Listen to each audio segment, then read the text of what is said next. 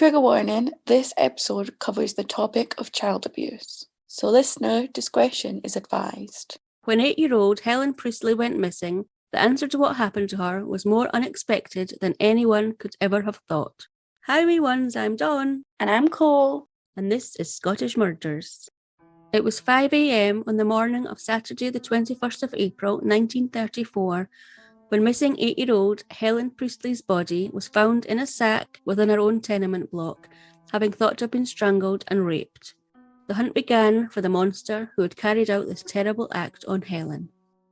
Helen Priestly, who was tall and had fair hair, lived in a first-floor flat of a tenement block at 61 Uckert Street in Aberdeen, a city in the northeast of Scotland, with her parents John, who was 47, and Agnes, who was 33. And for anyone that doesn't know, a tenement block is a type of building shared by multiple dwellings, typically with flats or apartments on each floor with a shared entrance stairway access. Agnes was a stay-at-home mum and John was a painter and decorator. There were 7 other families living in the tenement block, including on the ground floor below the Priestleys, 38-year-old Alexander and Jeannie Donald and their 8-year-old daughter, also called Jeannie. Across the hall from the Donalds lived 29-year-old shopkeeper William Top and his pregnant wife, 28-year-old Mary Top. The Joss family also lived in one of the top flats in the tenement. Like in many tenement blocks, not every family would get on. In this tenement, it was Agnes Priestly and Jeannie Donald who had not been on very good terms, something which had gone on for about 4 years. Why was that? Do we know? Well, apparently Jeannie Donald said it was because she had not taken Agnes Priestly's side when she had an argument with an upstairs neighbour. But Agnes felt it was because Jeannie was a busybody who became jealous if others prospered. Oh, right, okay, in what way? Well, according to the Blood and Granite book written by Norman Adams, it could have been because after Agnes Priestly had inherited a small amount of money, she had bought Helen, who was very musical, a piano, as well as paying for piano lessons. As Jeannie's daughter was also musical, and she always wanted to give her daughter the very best, Agnes thought that she was jealous of the fact that she had been able to give her daughter something Jeannie couldn't give hers. But it's not known for sure. Okay, so basically they just didn't like each other. Yeah, pretty much. On Friday the 20th of April, Helen had been at school in the morning before returning to her flat for lunch. At about 1 p.m, Agnes had sent Helen to the local baker to buy a loaf of bread, an errand Helen would never return from. Agnes Priestly wasn't initially worried when Helen didn't return straight away. She thought she had maybe got talking to someone. Helen may have been a bit shy, but she was very confident and well known in the area. She'd not be long. So Agnes continued with her own tasks, waiting for her daughter to return. However, as the time passed and there was still no sign of Helen, Agnes became concerned. She initially went to Helen's school thinking that Helen had maybe just gone back there and had forgotten about the bread. Apparently, Helen loved school. However, Helen hadn't returned to school after the lunch break. A pupil at the school did say that they had seen Helen just a few steps from her tenement block front door while on lunch, but that they hadn't noticed if she had actually gone inside. Agnes then went to the local bakery shop to see if her daughter had actually made it there. When she arrived and asked after Helen, she was told that Helen had indeed been in earlier to buy a loaf of bread, but had left hours ago. After finding this out, Agnes immediately contacted the police, as well as advising her husband, who had been working locally. A massive search subsequently was carried out by police officers as well as friends, family and strangers from the surrounding areas who had all volunteered to help. The search involved checking every building in the vicinity, alleys and public areas, as well as areas within Helen's tenement building, including the coal shed and communal toilet. Agnes and her family and friends approached anyone they came across, asking if they had seen Helen, and this is how the first lead was generated. A wee boy, who had been friends with Helen, told how he had seen Helen being dragged onto a tramcar by a man, saying the man was about 5 foot 10 inches and wore a dark coat. He also said that he had seen Helen carrying a loaf of bread and had been wearing a blue tammy hat. Spurred on with this witness statement, the police immediately made an appeal asking if anyone had seen the man in question. Teams of police and volunteers continued to search for this man, asking people in the area if they had seen this man or if they had witnessed a young girl being taken forcibly. but no one had. The search continued into the evening and on past midnight, by which time Agnes and her husband John's worry had turned to fear. At about 2 a.m. on the Saturday, and with the heavens now opening over Aberdeen, it was decided to halt the search and proceed again at 5 a.m. Wanting to carry on searching, but knowing he needed to rest, Helen's dad finally agreed and went to his flat to try and get some sleep, with a neighbour from across the street agreeing to come to his flat at 5 a.m. to waken him up again. And so, other than the rain pouring down on the streets, everything was quiet for a few hours, while everyone got some sleep. Well, almost everyone.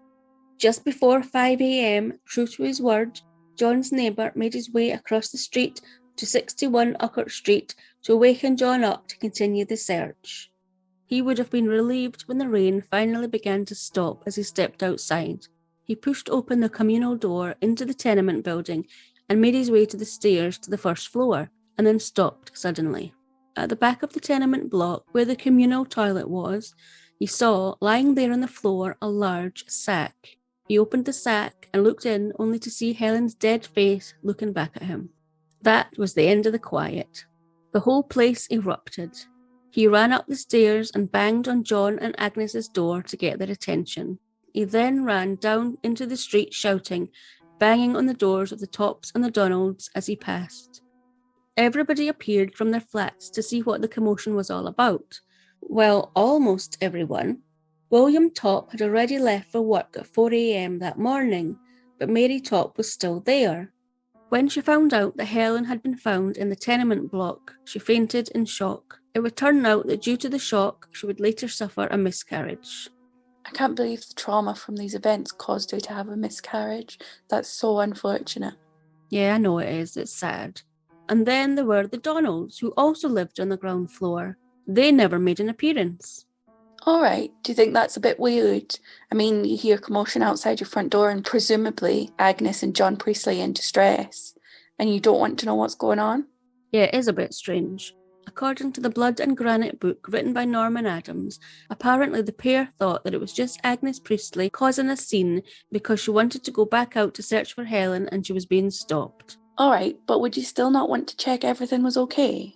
Well, I would, but remember, these two women didn't get on, so maybe she just wanted to stay out of the way.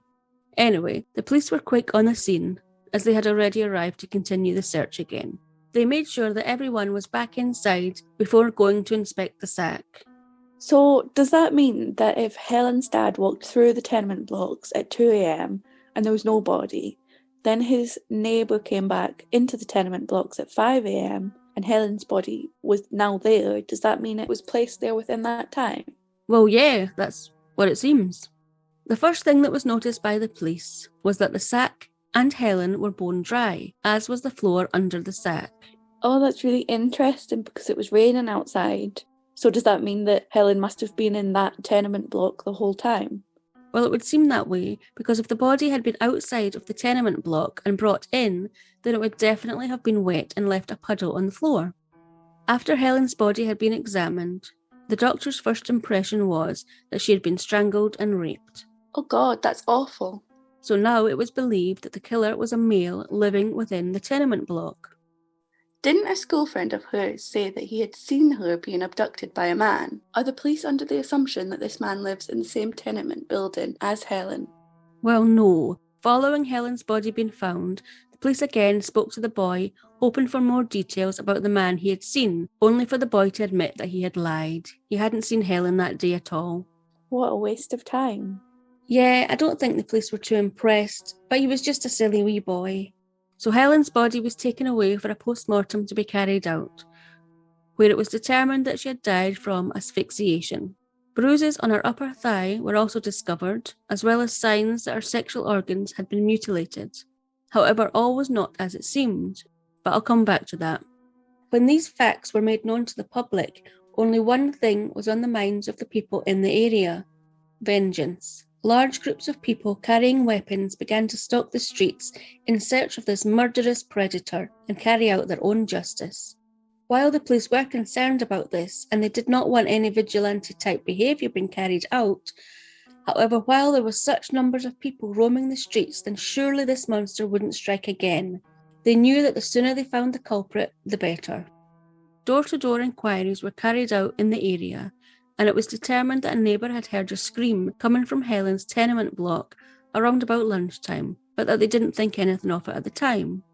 Following an appeal being made for information into the murder of Helen, a slater who didn't live in the area but who had been working at the back of Helen's tenement block that day also said he heard a scream coming from inside the tenement block around lunchtime. But again, he didn't think anything of it at the time, maybe just kids playing around.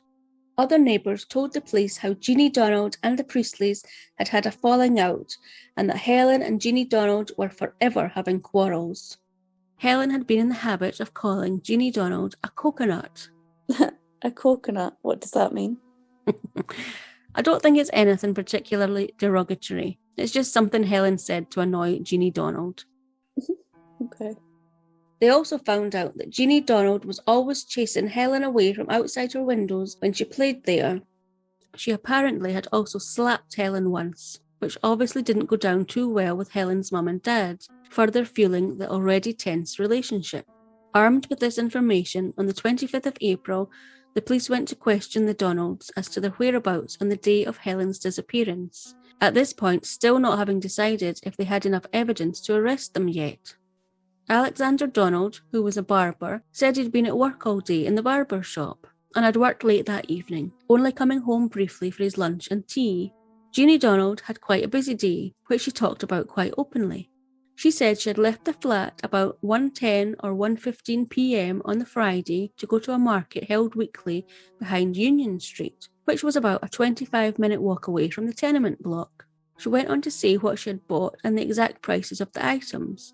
She said she then went to a material shop where she priced up material to make a dress for her daughter, before then walking back home. As she was arriving back home, she said she had seen Agnes Priestly standing at the grocer's shop, which was located across from the tenement block. Upon entering the tenement, she said that Mrs. Topp had come in from the back and that they'd spoken briefly, but she said that Mrs. Topp never once mentioned that Helen was missing. She then said she spent the rest of the afternoon in the flat ironing 5 of her daughter's dresses, as her daughter was to attend a dancing rehearsal that evening, which both Jeannie's parents also attended. Following the interview, the police asked if they could search the flat, which the Donalds agreed to. Upon looking under the sink, the police found a red stain. While further examinations were conducted in the Donalds' flat to determine if the red stain was in fact blood, words began to get out of what was going on, and a crowd began to congregate outside the tenement block. Finally, it was decided that the red stain could in fact be blood, and the Donalds were immediately arrested and charged with the murder of Helen Priestly. Upon being taken from the tenement block, the couple were jeered at, and the crowd became more and more hostile. The couple were quickly taken to the police station, only to be met by more crowds waiting outside who also showed their disdain and disgust for the couple. Back at the flat, samples of the red stain were taken and analysed, and later, after examination, it was determined that it was not blood. However, they found much more evidence, so it didn't matter. The couple would not get away with Helen's murder for lack of evidence. Firstly, there was the sack that Helen's body had been found in. On examination, a hole had been found in the top corner of it, as if it had been placed over a hook. And lo and behold, guess what they found in the Donalds' flat? Was it a sack with a hole at the top? Yes, it was. Many sacks. Oh. Apparently, Jeannie Donald used these sacks to keep cinders in that she would reuse. Nobody else in the tenement did this. Cinders were also found in the sack that Helen's body had been found in. Upon closer examination of the sack, a hair was found which was deemed to match Jeannie Donald's hair. Also, bacteria found inside the sack that Helen had been in was found to match bacteria found in the Donalds' home. Although the red stain under the sink was determined not to be blood, blood was found in the Donalds' flat, specifically type O blood, which matched Helen's blood type. Obviously that wasn't enough on its own to prove this was Helen's blood, or that she had been murdered there, but that was okay. They had all the evidence they needed, but more was still to come. In the meantime, Alexander and Jeannie Donald were being questioned over and over again to what had taken place the day Helen had gone missing, but each time their story didn't change. So the police went back onto the streets again to try to disprove the couple's stories, knowing that the stories couldn't be true because the evidence now spoke for itself. What they found out, though, was that Alexander Donald was telling the truth. He had been at work at the time Helen went missing, and this was corroborated by both his barbershop colleagues as well as customers he had that day. After 6 weeks of being questioned and held in police custody, Alexander Donald was finally released without charge. Despite being found innocent and having witnesses corroborating that he couldn't have been involved in Helen's disappearance, the locals weren't ready to forgive and forget what had been done to wee Helen just yet. Not feeling safe, Alexander Donald took his daughter and they both left the area. Alexander Donald died in 1944 from cancer, 10 years after Helen's murder. So while it had been proven that Alexander Donald had been telling the truth and had been at work at the time of Helen's disappearance, Jeannie Donald's story was starting to unravel. Due to the exact details she had told the police of what she had bought at the market and the prices she had paid, upon investigating, it was established that these prices were special prices and had only been available at the previous week's market. So Jeannie Donald did not set off for the market between 1:10 p.m. and 1:15 p.m. at all.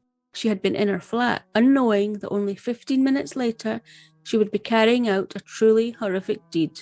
It was also established that she had not been in the material shop that day pricing up materials. She must have known she would get caught out. Maybe she thought no one would check out her story, and she couldn't possibly have been involved as she was a woman and it was assumed Helen had been raped. That's very naive. I agree.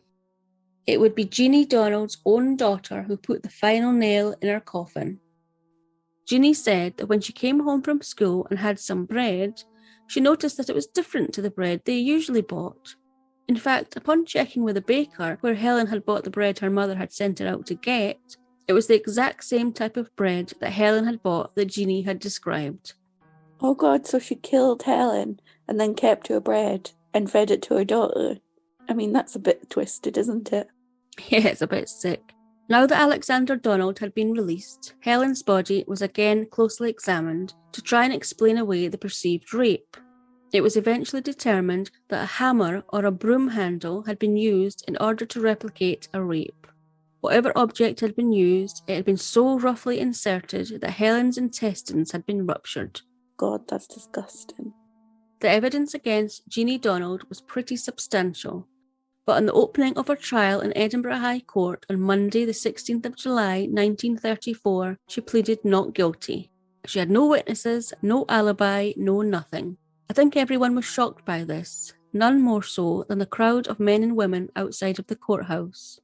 The story of what had happened to Helen hadn't just been confined to her hometown of Aberdeen, it had been heard far and wide, and the people outside the courthouse made sure everyone was aware of the disgust that was felt at what had been done to wee Helen. Police were on hand to make sure there was some sort of order and proceedings inside could carry on.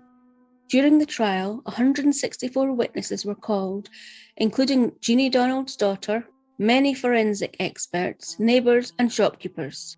The only defence Jeannie Donald had was to say that how could she have been involved? She was a woman, and Helen had shown signs of being raped. Yeah, but we already know that that's been faked. Yes, we do, but I don't think she or her defence solicitor did, but they were about to be given both barrels. In fact, 3 separate pathologists who had independently examined Helen's body had come up with the same conclusion. Jeannie Donald had been defeated. The jury retired, and after 18 minutes of deliberation, they found Mrs. Jeannie Donald guilty of murder. Yeah, I don't know how she thought she was going to get away with that one. Yeah, I know. But for back in 1934, the forensics had been instrumental in convicting her. In fact, according to the Daily Record, which is a Scottish newspaper,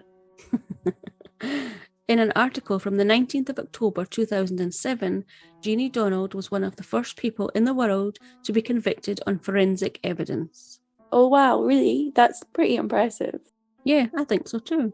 Upon hearing the verdict, there was loud cheering heard from outside. Justice had been served.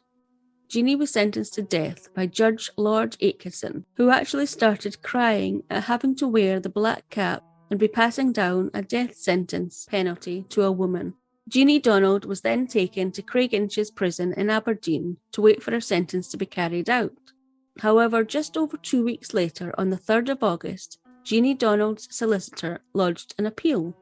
Amazingly, she won the appeal and her sentence was changed from a death sentence to a life sentence, and she was transferred to a women's prison in Glasgow to serve her new sentence. All right, was there any reason for that? Well, I believe higher up people got involved to try and get this reduced to a life sentence. I mean, you heard what state the judge presiding over the trial got into having to sentence a woman to death. Maybe it didn't sit too well. Well, if that's the reason, it's kind of ridiculous. I mean, personal feelings shouldn't have to come into that. She had carried out a horrendous murder on a wee girl. I'd be pretty angry if I was Helen's parents. There's actually no report on what their thoughts were, but yeah, they must have been devastated for a second time. There also was nothing reported about how they felt when Mrs. Jeannie Donald was released from prison to continue her life just 10 years later. What? Why? Well, remember that I said her husband Alexander had died from cancer in 1944? Yes. Well, when it was found out he only had a few days left to live, Jeannie was released from prison and actually looked after him in his last few days. It was then decided, for whatever inexplicable reason, that she should just be set free. Wow, that's crazy. Upon being released from prison, Jeannie Donald changed her name and carried on with her life, before finally dying at the age of 81 in 1976. At no point did Jeannie Donald ever tell what had possessed her, a hard-working woman who had no criminal history, to carry out such an atrocious act of violence. No one will ever know exactly what happened that fateful day, but one theory is by Sir Sidney Smith, who was a professor of forensic medicine at Edinburgh University and was a witness at the trial. He thought that Helen had returned to the tenement with the loaf of bread, opened the front communal door, and there she found herself in front of Jeannie Donald. It is then thought that an exchange of some kind took place. Maybe Helen called Jeannie a coconut again, but whatever was said, Jeannie Donald snapped. It is then thought she grabbed Helen and shook her violently enough that Helen passed out. Thinking that she may have killed Helen, she carried Helen into her flat and proceeded to violently insert an object into her sexual organ. That's some really dark thinking from, oh God, I think I might have accidentally killed Helen, to I know what I'll do to misdirect people. It's just strange. Well, what's even stranger is at this point, Helen wasn't actually dead. Oh God, what? Upon having something inserted roughly into her, she came round and screamed. Oh God, that's horrible. And that must have been what the neighbours and workmen must have heard. Yes, it was. And at this point, Jeannie Donald then proceeded to strangle Helen. Why would she not check for a pulse first instead of just assuming she was dead? Well, to be honest, she was probably hoping she was dead, because if she hadn't killed her, she had at least shaken her hard enough for her to pass out, and that's assault. She would have known she was in serious trouble by this point anyway.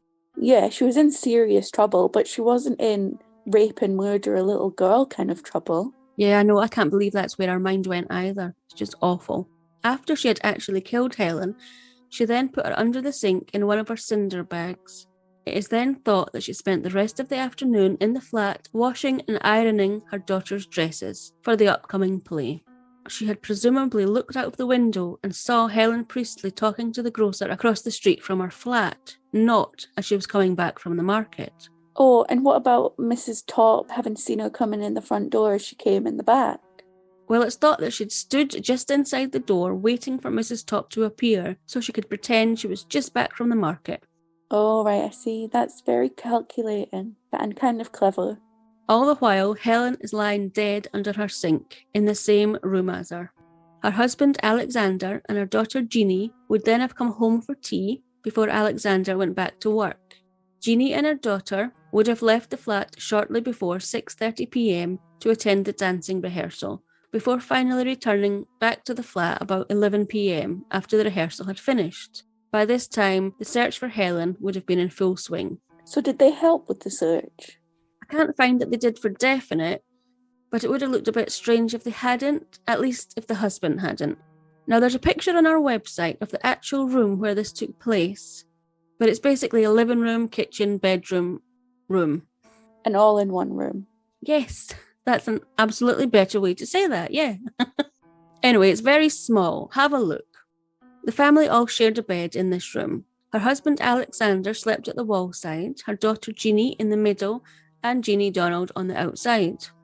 Jeannie would have waited for them both to fall asleep that evening, waited until 2 a.m. for everything to go silent, then leave the bed, go to the sink cupboard, take out the sack with Helen in it, carry it to the door, go outside, place it in the communal hall, come back in, and back to bed, without either her daughter or her husband waking up. Well, I've had a look at the picture and it is a very small room, so I can't imagine that no one woke up, but she could have just said that she was going to the toilet.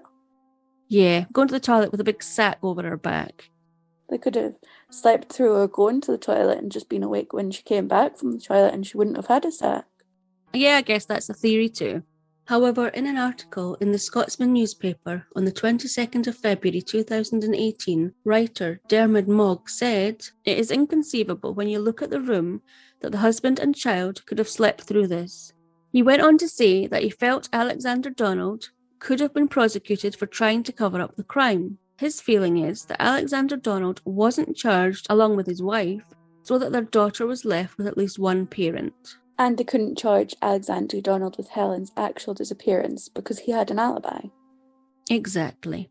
We'll never know for sure though if he was involved, even if only in getting rid of Helen's body. Although why on earth would they have left Helen's body so close to their own home? Yeah, that is a mystery. Helen was buried in Aberdeen's Allenvale Cemetery, and her headstone read, "Grant that our little life so short here may unfold itself in thy sight." Oh, that's quite nice. It is. And that's the end. If you've enjoyed this episode and know just the person who'd also like it, please share it with them. Don't keep it to yourself. Please also get in touch on social media if you have any questions, comments, or suggestions, and we'll get back to you as soon as we can.